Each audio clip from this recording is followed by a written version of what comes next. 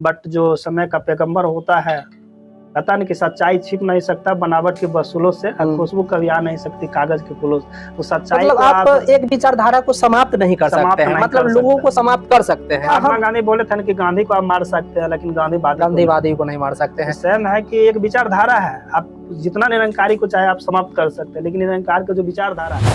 Mission से जुड़ने के बाद समाज के लोग आपको कैसे देखते हैं? क्या कभी समाज के बीच टकराव या विरोधाभास देखने को मिलता है? बिल्कुल विरोध होता है कि उन लोगों का कहना होता है कि जो हम जो मेरा पूर्वजों करते आया है वो आप लोग नहीं कर रहे हैं, जो कि बिल्कुल गलत है।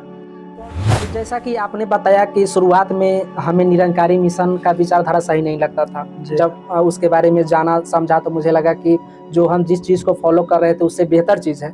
तो क्या हम यह उम्मीद लगा सकते हैं कि निरंकारी मिशन का जो विचारधारा है उससे भी यदि बेहतर विचारधारा आपको कहीं नजर आए तो क्या उस चीज़ को छोड़कर आप उसको एक्सेप्ट करिएगा? बिल्कुल नहीं, क्योंकि जो सर्वश्रेष्ठ है रक्तदान करने के लिए लोग कितना ही महात्मा जी पहले हमको करने दीजिए, उसके बाद आप कीजिएगा। जैसे हमको निकलना है, हम यहाँ से ब्लड डोनेशन करेंगे फिर सेवा में हम जाएंगे, हमको करने दीजिए। तो मतलब गर्व के साथ लोग गर्व के साथ करते क्योंकि गुरु का सिखलाई है उनके पास। और वही समाज में भी बहुत सारे करते हैं, बहुत ऐसा लोग है जो समाज से जुड़े हैं, निरंकारी मिशन से नहीं, जो फिर भी निरंकारी मिशन में आपको ब्लड डोनेशन क्योंकि वो जुनून उनको मिल जाता है कि ये कर रहे हैं तो हम क्यों नहीं कर रहे। हम ये नहीं कहेंगे कि सिर्फ निरंकारी मिशन ही ब्लड डोनेशन करते हैं, हमारे बहुत ऐसा भाई है जो मिशन से नहीं जुड़े वो भी कर रहे हैं। लेकिन आलोचकों का कहना है कि निरंकारी मिशन सिख धर्म का ही हिस्सा है, इस पर आप क्या कहना चाहेंगे?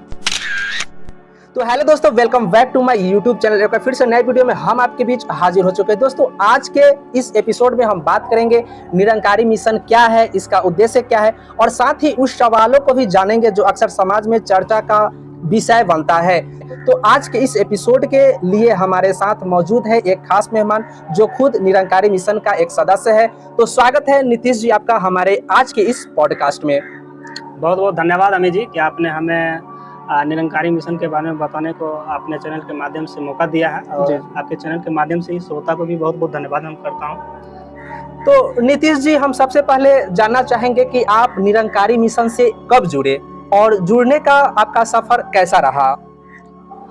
हम निरंकारी मिशन में अपने दोस्त के बदौलत ही जुड़े थे, क्योंकि जो मेरा दोस्त थे वो पहले निरंकारी मिशन से जुड़े हुए थे। अच्छा। तो 15 अगस्त 2008 को, तो उसी के माध्यम से हम 15 अगस्त 2008 को ज्ञान लेने पहुंचे कि हमको जिज्ञासा हुआ कि हम भी ज्ञान ले, देखते हैं क्या प्रभु परमात्मा सच में दिखाया जाता है। तो उस वक्त हमको समझ आया नहीं, लेकिन मेरे दोस्त पहले से मिशन में जुड़े हुए थे तो वो कंटिन्यू उसके बाद भी हमको सत्संग में ले जाते रहे अपने साथ। और फाइनली जब 2010 में हम फिर से ज्ञान कक्ष में बैठे तो उसके बाद उसके दौरान थोड़ा बहुत जानकारी भी हो गया कि सत्संग उतना दिन किए। उसके बाद जो इस प्रभु परमात्मा का जिसको धर्मशास्त्रों में जो वर्णित है, भगवान कृष्ण ने गीता में भी उपदेश दिया अपना इसका विराट रूप के बारे में, निरंकार रूप के बारे में। तो इस प्रभु परमात्मा की जानकारी हमें फाइनली 2010 में जाके हो गया था। अच्छा, आप जब 2008 में जब आप निरंकारी मिशन से जुड़े उस समय आप किस क्लास में पढ़ रहे थे? जब 2008 में हमने ज्ञान लिया उस वक्त हम 8 क्लास में पढ़ रहे थे। अच्छा, 8 क्लास में पढ़ रहे थे। क्या 2008 से पहले निरंकारी मिशन के बारे में कभी आपको जानने का मौका मिला? 2008 से पहले निरंकारी मिशन के बारे में बस इतना सुना था कि कोई निरंकारी बाबा आया है और वो मतलब ब्रह्म ज्ञान की बात कर रहे हैं, भगवान की बात कर रहे हैं, बस इतना जानते थे। क्योंकि उससे पहले मेरे गांव में कुछ सदस्य थे जो इस मिशन से जुड़े हुए थे, सिर्फ नाम सुनते थे कि लोग जयकारा लगाते थे कि निरंकारी बाबा हरदेव सिंह महाराज की, बस इतना सुने थे। अच्छा, तो क्या शुरुआत में इनकी विचारधारा आपको मतलब अच्छा लगता था या फिर उसमें उतना ध्यान आप नहीं देते थे? बिल्कुल हमें स्वीकार नहीं करते थे, इसका हम बहुत विरोध करते थे। हालांकि मेरे दोस्त ही जुड़े हुए थे, विकास कुमार जी। अच्छा। बट फिर भी हम उनका बहुत विरोध करते थे। अच्छा, मतलब दोस्त से अक्सर जो है तर्क वितर्क होते रहता था कि ये कैसा आपका मिशन आ गया, ये कैसा बाबा आ गया है कि भगवान की बात करता है, भगवान को मानते ही नहीं है। जो हमारे पूर्वज मानते आ रहे हैं क्या वो गलत है? हम इस चीज को मानने के लिए तैयार नहीं है। तो हमारे दोस्त अक्सर यही बात बोलते थे, जिसको आप मान रहे हैं उसको जान लीजिए ना, जानने में क्या दिक्कत है? उनको जान लीजिए, उनका दीदार कर लीजिए, उसका असली रूप की पहचान कर लीजिए। अच्छा, ये जानना चाहेंगे कि जब आप निरंकारी मिशन में अपने दोस्त के माध्यम से जाना शुरू किए पहली बार, जी। तो ऐसा कौन सा आपको विचार लगा जिसने आपको प्रेरित किया कि निरंकारी मिशन से जुड़ना चाहिए? निरंकारी मिशन में आप जाइएगा तो सत्संग जब स्टार्ट होता है तो कुछ हमारे भजन करता होते हैं जो भजन देते हैं, कुछ विचार करता होते हैं जो विचार अपना रखते हैं। अच्छा। तो एक विचार करता आए, उनका नाम तो मुझे नहीं पता, स्टार्टिंग में हम गए तो सबका नाम नहीं पता था, लेकिन उन्होंने कहा है कि जिस भगवान को आप मान रहे हो, सिर्फ मान रहे हो, उनको जान लो, क्योंकि उनको जानने वाला आया है, उनको जानकारी देने वाला समय का पैगंबर आया है। अच्छा। इनका जानकारी कर लो। जिस भगवान को आप मूर्ति रूप में पूज रहे हो, फोटो में पूज रहे हो, या जिस रूप में आप पूज रहे हो, उसका असली रूप को जान लो, जो निरंकार है, सब जगह है, उसको आप दर्शन कर सकते हैं, ये खुली आंखों से उसको देख सकते हैं। तो हमको लगा क्यों ना देख लिया जाए। जिस भगवान राम को हम तीर लेके देखते थे, या भगवान कृष्ण है बौसी लेकर हम फोटो में देखते थे, अगर ओरिजिनल में देखने को मौका मिले तो क्यों ना हम देखें। यही जिज्ञासा ने हमें उस ब्रह्म ज्ञान कक्ष में बैठने को मजबूर कर दिया। तो अगला सवाल है कि निरंकारी मिशन क्या है और इसकी शुरुआत कैसे हुई? निरंकारी मिशन एक आध्यात्मिक विचारधारा है, ना तो ये कोई धर्म है और ना ही कोई मजहब है, एक विचारधारा है। अच्छा। एक मिशन है, निरंकारी मिशन एक विचारधारा है, और इसकी शुरुआत 25 मई 1929 को पेशावर पाकिस्तान में हुआ। उस वक्त विभाजन से पहले था, आजादी से पहले की बात कर रहे हैं। 1929 में स्थापना हुआ, तो ये तो आजादी से पहले था, तो उस वक्त पाकिस्तान भी भारत ही था। तो पेशावर में इनकी स्थापना बाबा बूटा सिंह जी के द्वारा हुआ। निरंकारी मिशन का जो मेन वर्ड है निरंकार या निराकार कह सकते हैं, इसको साधारण भाषा में यदि श्रोताओं को बताना हो तो आप कैसे बताइएगा?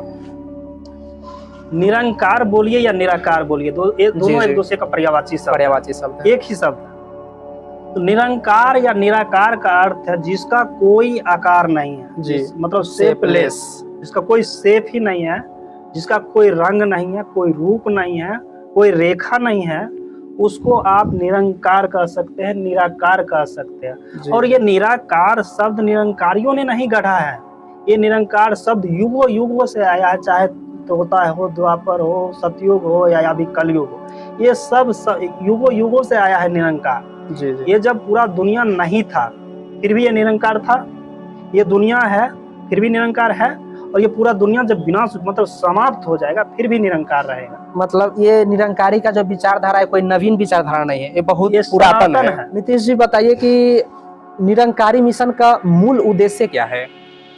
निरंकारी मिशन का जो मूल उद्देश्य है प्रभु परमात्मा को पाना जी, और विश्व में भाईचारा, अहिंसा और जो ये नफरतें फैल रहा है उसको समाप्त करना है। ये रेड क्लिप रेखा यहाँ से भारत और पाकिस्तान को अलग करता है। दूसरे शब्दों में आप इसको ये भी कह सकते हैं, यही रेड क्लिप रेखा है जहाँ से भारत और पाकिस्तान मिलता है। तो हमेशा बाबा जी ने जोड़ने का काम किया, मतलब नजरिया अलग देखने का नजरिया अलग होना चाहिए, नजरिया अलग। उनका विश्व भाईचारा, वो चाहते थे कि पूरा संसार बिना दीवार रहित हो। जैसे डॉक्टर जाकिर हुसैन बोले थे भारत इज माय होम, तो बाबा जी का ये तो पूरा दुनिया मेरा अपना है, मेरा पूरा दुनिया ही मेरा घर, पूरा दुनिया एक परिवार हो। मिशन से जुड़ने के बाद समाज के लोग आपको कैसे देखते हैं? क्या कभी समाज के बीच टकराव या विरोधाभास देखने को मिलता है? बिल्कुल विरोध होता है कि उन लोगों का कहना होता है कि जो हम जो मेरा पूर्वजों करते आया है वो आप लोग नहीं कर रहे हैं, जो कि बिल्कुल गलत है। तो जो मेरे मिशन का सिलसिला है उस हिसाब से उनको हम समझाने का प्रयास करते हैं कि आप जो करते आए हैं बस उसी चीज को हम कर रहे हैं, जिसको आप मान रहे थे बस उसको हम जान कर रहे हैं। तो ज्यादातर नहीं होता लेकिन होता है ना। अच्छा, ये बताइए कि आप क्या आपके माता पिता या जो भी आपके घर के सदस्य हैं पहले मिशन से जुड़े हुए थे या फिर आप पहली बार जुड़े हैं? बिल्कुल नहीं, कोई नहीं जुड़ा हुआ था मेरे परिवार से, बिल्कुल हम अकेले जुड़े थे अपने दोस्त के साथ। 2008 की बात है, उस वक्त उम्र 13-14 साल मेरा उम्र था। तो मम्मी पापा या भाई बहन कोई जुड़े नहीं थे, लेकिन जब हम ज्ञान लिए और ज्ञान को हमने जिया अपने जिंदगी में, उससे प्रभावित होकर हमारे मम्मी पापा भाई बहन सब जुड़ गए मिशन से। तो क्या शुरुआती तौर पर जब बात हो रही 2008 की, जब आपने मिशन से पहली बार जुड़ा, तो क्या आपके घर में इसका विरोध हुआ? बिल्कुल, जब हम जो परंपरा हमारे पूर्वजों करते आया, उसका हम जस्ट विरोध करेंगे, मतलब उसका हम कुछ उल्टा चलने लगेंगे, तो वो तो विरोध होना तय ही था। थोड़ा बहुत हुआ, लेकिन बाद में हमने अपने पापा को समझाई कि नहीं ये सही है, और अपने पूरा परिवार में जो हमारे भाई थे, मम्मी थे, सभी को समझाए कि नहीं, हम कुछ अलग नहीं कर रहे हैं। जिस चीज़ को आपने माना है कि मानो तो देव नहीं तो पत्थर, या जिसको मान लेते हैं कि हाँ यही हमारे सब कुछ है, उसी को आप जान लो, वही चीज़ है ये। तो क्या आप हमारे दर्शकों को मिशन से संबंधित और मिशन के विचारधारा को जानने के लिए एक सबसे अच्छा पुस्तक का सुझाव दे सकते हैं, जिससे पढ़कर लोग उस विचारधारा को समझ सके आसानी से? बिल्कुल, मिशन का एक प्रसिद्ध पुस्तक है जो हमारे हिंदू धर्म में, जैसे गीता है, रामायण है, बाइबिल हो गया, और कुरान हो गया, कुरान हो गया। उसी प्रकार से मिशन का एक प्रमुख किताब है अवतार वाणी। अवतार वाणी में बाबा अवतार सिंह अपना पूरा जीवन का एक अपना निचोड़ रखे हुए है कि हम, मतलब एक गुरसिख का जीवन कैसा होना चाहिए। और उसके बाद एक न्यू आया है बाबा हरदेव सिंह जी का, एक हरदेव वाणी, एक अवतार वाणी है और एक हरदेव वाणी है। तो क्या निरंकारी मिशन में जो लोग जुड़े हुए हैं, क्या उनको शिक्षित होना अनिवार्य है, या फिर अनएजुकेटेड है तो भी वो जुड़ सकते हैं? बिल्कुल नहीं, शिक्षित होना कोई जरूरी नहीं, या ऐसा नहीं है कि जो शिक्षित है वो नहीं जुड़ सकते। इसमें शिक्षित भी जुड़ सकते हैं और अशिक्षित भी जुड़ सकते हैं, कोई भी जुड़ सकते हैं, क्योंकि ये तो भक्ति है। तो क्या हम भविष्य में यह उम्मीद लगा सकते हैं कि आप जो समाज के रीति रिवाज या कर्मकांड को अपना रहे थे पुनः अपनाएंगे, या मिशन के विचारों के द्वारा ही आप आगे बढ़ेंगे? बिल्कुल, हम जो मिशन का सिखलाई है उन्हीं के द्वारा आगे बढ़ेंगे। जी। हम आपको एक एग्जाम्पल देना चाहते हैं कि आज से कई साल पहले हमने सूर्य को ग्रह मान बैठे थे कि सूर्य ग्रह है, लेकिन जानकार व्यक्ति आए और उनको बताए कि सूर्य ग्रह नहीं है, सूर्य एक तारा है। तो पहले तो हम उनको ग्रह मान रहे हैं, अब जब उसको खोज करता है, खोज दिए कि ये ग्रह नहीं है, ग्रह का जो नियम है उसके ये अलग है, तो हम उसको तारा मान चुके हैं, तो पुनः उसको ग्रह मानना तो ये हमारी समझदारी नहीं है। तो हम जो पहले से जो चीज़ हम मानते आए, लेकिन उसको सच्चाई बता दिए, ये नहीं, ये सही है। जब सच्चाई की जानकारी हो गया तो फिर अब उस जगह जाना उचित नहीं है। जो मेरा मिशन का सिखलाई है हम वहीं रहेंगे। तो जैसा कि आपने बताया कि शुरुआत में हमें निरंकारी मिशन का विचारधारा सही नहीं लगता था, जब उसके बारे में जाना समझा तो मुझे लगा कि जो हम जिस चीज़ को फॉलो कर रहे थे उससे बेहतर चीज़ है। तो क्या हम यह उम्मीद लगा सकते हैं कि निरंकारी मिशन का जो विचारधारा है उससे भी यदि बेहतर विचारधारा आपको कहीं नजर आए तो क्या उस चीज़ को छोड़कर आप उसको एक्सेप्ट करिएगा? बिल्कुल नहीं, क्योंकि जो सर्वश्रेष्ठ है, जो निरंकारी जो मनुष्य जीवन का मूल उद्देश्य है, वो उद्देश्य ही मुझे जब पूरा हो गया इस जगह आने से, तो दूसरा जगह जाने का तो कोई सवाल ही पैदा नहीं होता। मनुष्य जन्म का जो मूल उद्देश्य होता है प्रभु परमात्मा की जानकारी, और ये प्रभु परमात्मा से मिलने का मतलब है कि जन्म मरण से मुक्त हो जाना। तो यहाँ से जो मेरा मूल उद्देश्य था वो पूरा हो ही गया, तो दूसरा जगह जाना उचित है ही नहीं। तो अगला सवाल है मेरा कि रक्तदान, शिक्षा, स्वास्थ्य और पर्यावरण के क्षेत्र में मिशन किस तरह से काम करती है? बिल्कुल, हमारे जो रक्तदान हो गया या शिक्षा हो गया, पर्यावरण संबंधित जो भी है, सभी में हमारे मिशन अव्वल रहते हैं, सबसे आगे रहते हैं।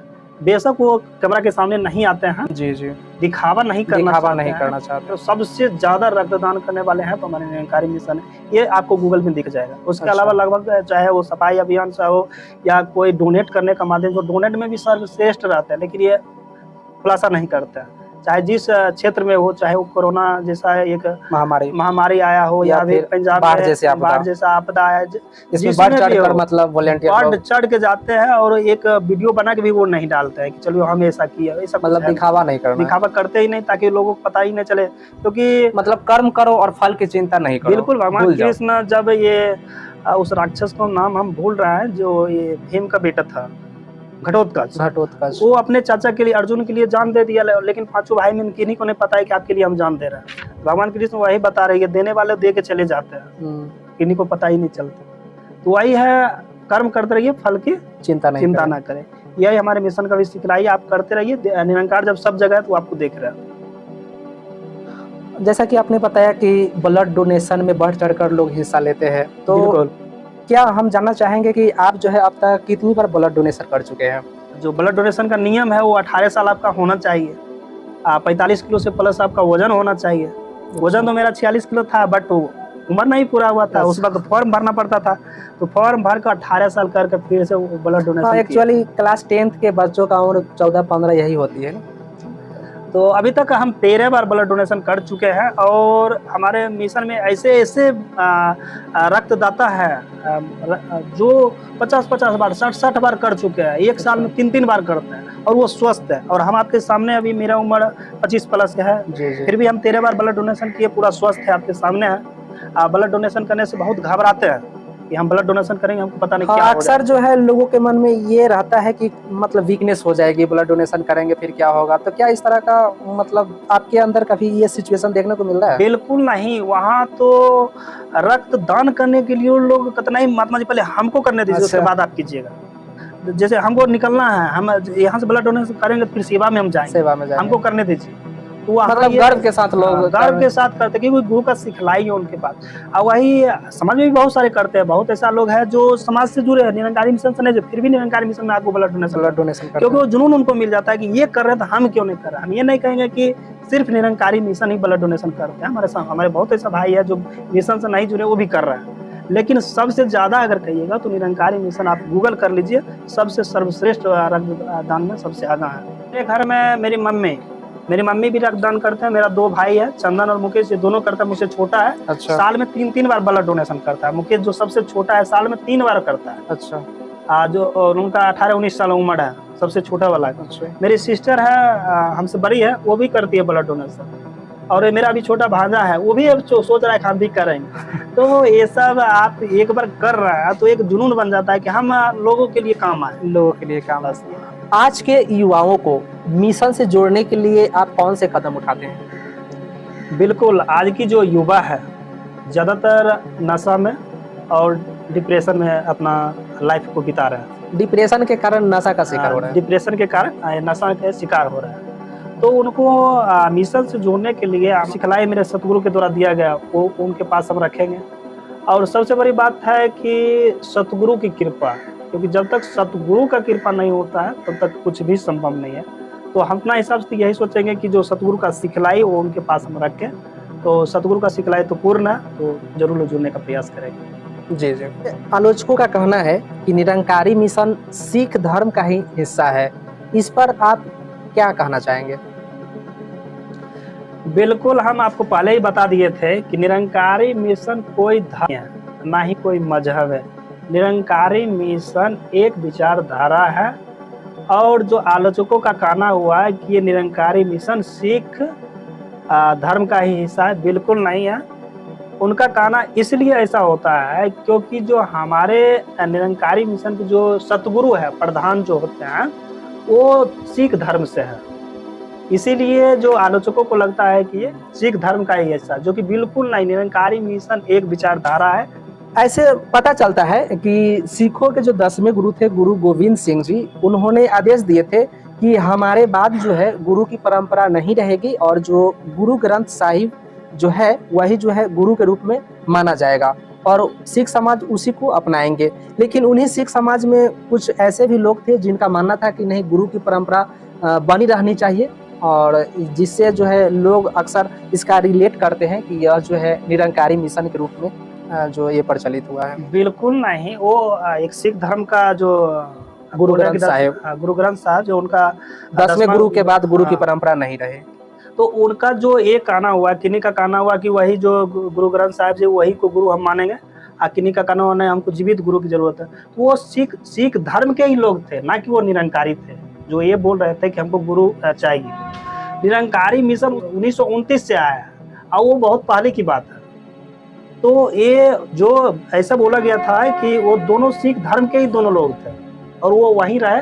कुछ जो सिख धर्म के लोग को जो अच्छा लगा, नहीं निरंकारी मिशन सही है, वो निरंकारी मिशन से भी धीरे धीरे, जिनका ये मानना था कि हमको जीवित गुरु चाहिए, वो धीरे धीरे निरंकारी मिशन से जुड़ गए। उसी का विरोध हुआ जो 1978 में जाके एक दंगा हो गया था कि निरंकारी मिशन सिख और निरंकारियों के बीच में जो टकराव हो गया कि हमारे जितना भी सिख है वो निरंकारी बनते जा रहे हैं। तो उनको लगा कि इसको समाप्त कर देते हैं और जो इनका गुरु है उनको समाप्त कर देते हैं और ये निरंकारी मिशन समाप्त हो जाएगा। जिस पर हमला किया गया था बाबा गुरु बचन गुरबचन सिंह जी पे हमला किया गया था। ये 24 अप्रैल 1980 को उनको कुछ हालांकि उस 1978 में भी हमला हुआ था, लेकिन उस समय वो बच गए थे और उसके बाद जो है 80 में उनकी हत्या, मतलब इसी वर्चस्व को लेकर के कि मतलब हमारे जो धर्म है, हमारे धर्म के लोग उस धर्म से जुड़ रहा है जो कि धर्म है ही नहीं, एक विचारधारा है। तो वो उसको छोड़ के, क्योंकि वो तो फिक्स कर दिए थे कि हम इसी को गुरु मानेंगे, जिनको उनको नहीं माना है, क्योंकि भारत स्वतंत्र देश था तो उनको नहीं माना था। वहां से वो निरंकारी मिशन से जुड़ रहे थे, उनको लगा नहीं मेरा धर्म जो जितना भी आदमी है सब यहाँ आ रहे हैं। निरंकारी मिशन का विस्तार मतलब काफी विस्तार हो रहा था, उसको जो अच्छा नहीं लगा तो उसको समाप्त करने का प्रयास किया। बट जो समय का पैगंबर होता है, पता नहीं कि सच्चाई छिप नहीं सकता बनावट के वसूलों से, खुशबू कभी आ नहीं सकती कागज के फूलों से। तो सच्चाई मतलब आप एक विचारधारा को समाप्त नहीं कर सकते हैं, मतलब लोगों को समाप्त कर सकते हैं, है कि नहीं, इन विचारधारा। तो क्या महात्मा गांधी बोले थे कि गांधी को आप मार सकते हैं लेकिन गांधीवादी को नहीं मार सकते हैं। सेम है कि एक विचारधारा है, आप जितना निरंकारी को चाहे आप समाप्त कर सकते हैं, लेकिन निरंकार का जो विचारधारा है, क्या आप रक्तदान, इनका विचारधारा है कि सभी को हम रक्तदान करें, क्या इसको आप समाप्त कर दीजिएगा? नहीं। और बहुत तो क्या हम ये आपसे ये सवाल कर सकते हैं कि निरंकारी मिशन को एक सुधार आंदोलन के रूप में देखा जाए या इसे धर्म या संप्रदाय के रूप में देखा जाए? सुधार आंदोलन कह सकते हैं, क्योंकि इसमें सब चीज में सुधार होते जा रहा है। मतलब सामाजिक सुधार हो गया, पर्यावरण जो कुरीतियां चलते आ रहा है वो सब समाप्त होते जा रहा है। निरंकारी मिशन एक विचारधारा है, इसका मतलब है कि आप निरंकारी मिशन के विचारधारा में जुड़े हुए होने के बावजूद अपना धर्म से भी जुड़े हुए हैं। बिल्कुल, यही ना होगा।